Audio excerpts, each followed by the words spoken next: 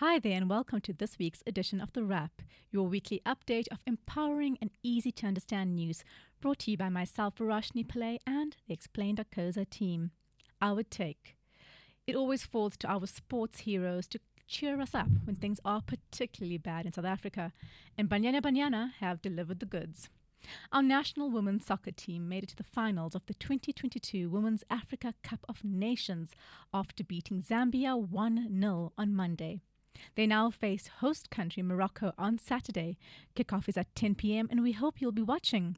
The team have reached the Cup's final 5 times before now, but have so far been unable to grab the gold. Hopefully, 6th time is the charm. But despite their sterling performance, Banyana Banyana still aren't being paid near to what the men's national players earn. In 2019, the Minister of Sport said Banyana Banyana made 10 times less than Bafana Bafana, yet they win more games. Make it make sense.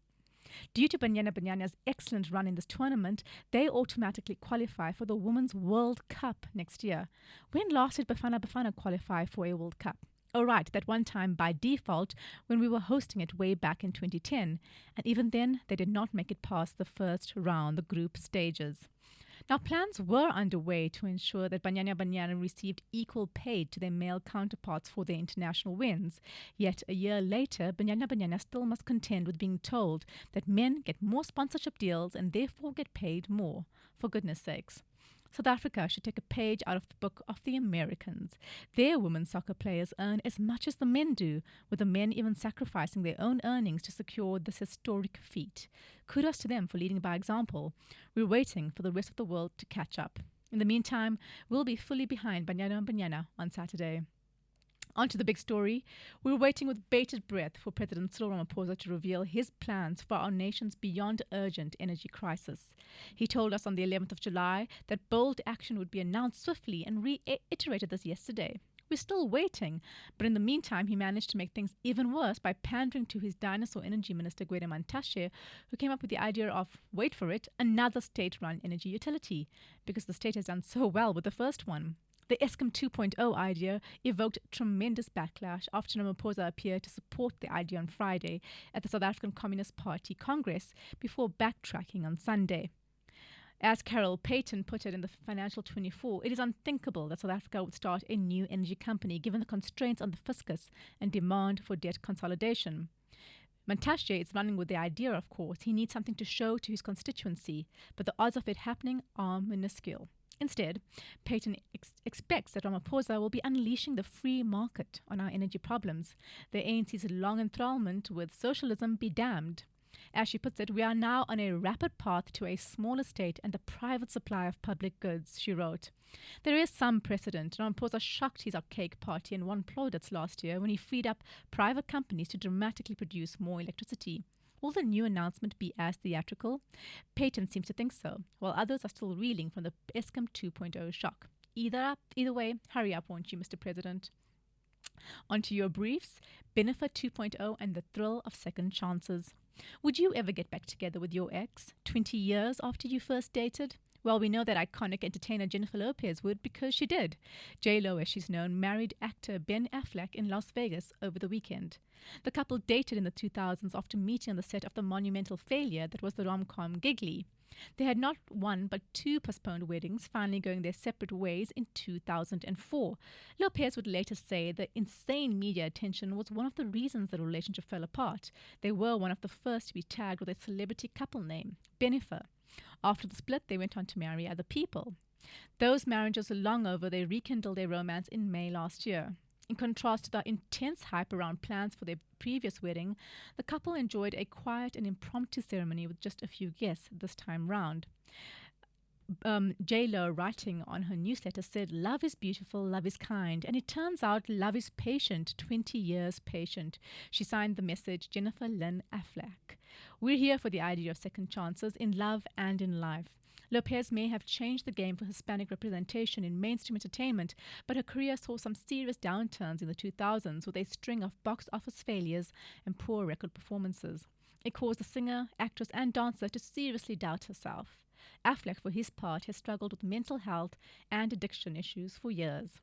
Bennifer 2.0 gives us hope. Pain is part of the human condition, no matter your level of fame and wealth. But second chances too are universal.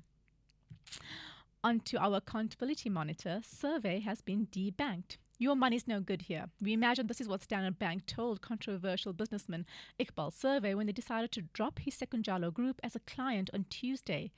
They're the last of the big four banks to cut ties with Survey and the 30-plus companies his group is invested in. Smaller banks like Investec and Bidvest have also said bye, bye, bye.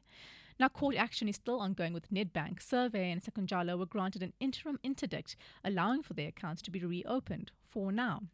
It's reminiscent of the time banks dealt a death blow to the Guptas when they started closing those accounts around 2016. Without any way to transact, the architects of state capture were forced to shut shop and eventually fled the country. Standard Bank says the bank considered a number of factors in making their decision. Some are in the public domain, but client confidentiality prevented the bank from going to specifics. Our best guess is the Public Investment Corporation scandal, or PIC. The PIC manages precious retirement investments on behalf of government workers. The body's former head, who was friendly with Survey, put the savings of nurses, teachers and more at risk when the PIC flouted its own investment rules to save Survey's ailing empire at vastly overinflated figures that Survey was found to have manipulated, the Mpati Commission of Inquiry found in 2019. The PIC is currently suing some of those companies to recover lost funds. Survey also bought independent newspapers back in 2013, turning it into his personal mouthpiece and ruining its reputation. He forced out editors who tried to maintain the paper's independence and covered his other companies critically. Independent newspapers publishes 20 newspapers and 9 digital publications. They were responsible for the ridiculous Tembisa decouplet's fake story last year. So it's good news for accountability, but may entail job losses for the company's employees, not to mention the damage it's doing to the media's reputation. But the blame for that lies squarely at Survey's door. Moving on to some economic news, South Africa's slow climb out of junk status. Remember how South Africa kept getting downgraded to junk status? We previously explained what that means, but effectively it made our cost of borrowing as a country much higher, while we may be able to work our way out of it. One of the world's 3 big ratings agency, Fitch, upgraded our outlook to a BB- last week. It doesn't mean our actual credit rating has been upgraded yet, just that we're on the right path to doing so. This follows fellow agency S&P unexpectedly revising its outlook on our country's debt to positive from stable in May. S&P says this means there's a 1/3 chance of a higher rating move in the next 12 months. We need it. South Africa's rating is the lowest since we first obtained credit rating in 1994. We're also going to need to keep an eye on inflation if we're going to climb our way to investment grade again as a country. We've previously told you what inflation means, when the money in our pocket loses value. That's why the Reserve Bank keeps a close eye on our interest rate. But with the whole world-ending pandemic thing, they, like other central banks, kept interest rates very low so that we could sort of survive financially. Low interest rates meant we paid less on our various loans. It used to be as high as 7% in 2018 and it reached an all-time low of 3.5% in 2020. Well, we're paying for the price for that now. The South African Reserve Bank targets inflation rates between 3 and 6%. In June, we hit 7.4%, the highest in a decade. But it's not just the interest rates to blame. Like the rest of the world, our price of goods and inflation has been driven upwards by high food prices and fuel, thanks to the war in the Ukraine. So the upshot of all of that is South Africa is set for another major interest rate hike when it's announced by the Reserve Bank today. We'll keep you posted. On to some ANC news. Yasmin Jesse Duarte was a role model for many, a grassroots activist who helped define feminism for South Africa and gave a voice to women who were beaten down by the system, as journalist Farrell Haffajee pointed out. The ANC Deputy Secretary General lost her battle with cancer on Sunday. She leaves a void in the party's leadership, who counted on her to unify the increasingly fractured party. Her funeral was attended by senior ANC officials such as President Cyril Ramaphosa, embattled suspended Secretary General Ace Magashule, and former Umkhonto we Sizwe spokesperson and President Arrester Carl Niehaus talk about a tense situation. Naturally, the funeral became a site for further factional bickering in the party. Magashule said that Duarte had died with explosive secrets that could destroy the ANC.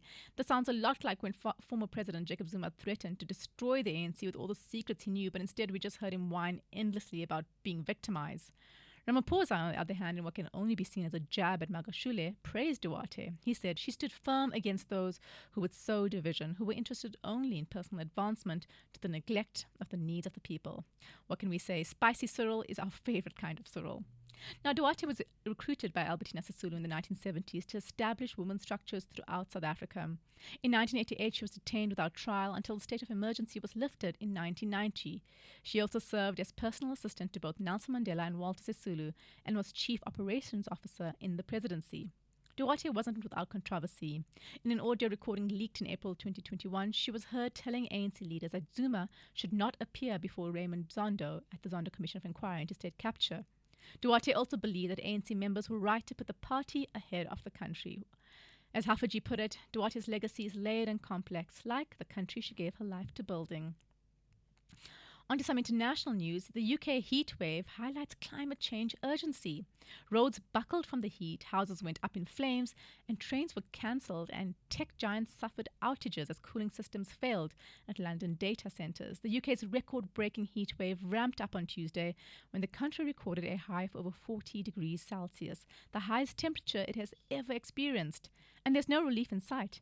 Experts are predicting another heat wave next month. Now, while 40 degrees may sound like a normal hot summer day in Africa, the UK's homes, roads and train tracks are not built to withstand such temperatures. Heat like this is typically expected in the UK once every 100 to 300 years. Meanwhile, 13 people drowned as they tried to cool off in rivers, reservoirs, lakes and the like since the heatwave began on 9th July. Climate change is starting to become real, not only for the UK but for the rest of the world too. It's time for governments to fast-track global efforts to confront the escalating crisis. What we are seeing in Britain and other parts of the world is a result of poor decision-making by world leaders. Remember the 2015 Paris Agreement? The legally binding treaty that 196 parties signed at the Global Climate Talks, COP21, aimed to keep global temperatures well below a 2-degree increase, preferably below 1.5 degrees. Yet world leaders have repeatedly failed to meet targets despite the clear urgency as abnormal weather events happen more frequently. This year's COP27, which will be held in Egypt in November, must do better. On to our Public Protector and Public Protector Office. It's been a whirlwind of revelations from the ongoing impeachment inquiry of embattled Public Protector Busisiwe Mkhwebane.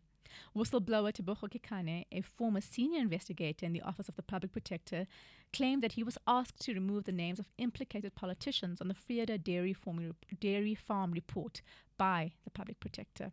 Kekana also claimed that Mkhwebane gave an order to unlawfully amend the constitutional mandate of the Reserve Bank based on directions from the State Security Agency, the SSA. Kekana claimed that he was asked not to record a meeting with David Mahlobo, who was State Security Minister of the time, Arthur Fraser, and Mkhwebane. He said, "She also instructed me to not take any notes during the meeting. I was extremely surprised by both of these instructions. They were entirely out of the ordinary. Spy puppet much, as we said, Mkhwebane did work for the SSA before her appointment as Public Protector and feels like she never let go of that mandate. Of course, those people that she was affiliated with, Mahlobo and the rest, were aligned with former President Jacob Zuma." Now, Cyril Ramaphosa is also one we're side-eyeing. The president has missed his extended deadline to reply to questions from the Public Protector's Office regarding the burglary at his Phala Phala game farm. Cupcake will now be subpoenaed in an investigation to determine whether he broke the Executive Code, Ethics Code or not. Now that the PPE office is seemingly run by more competent people, Ramaphosa really should act more promptly.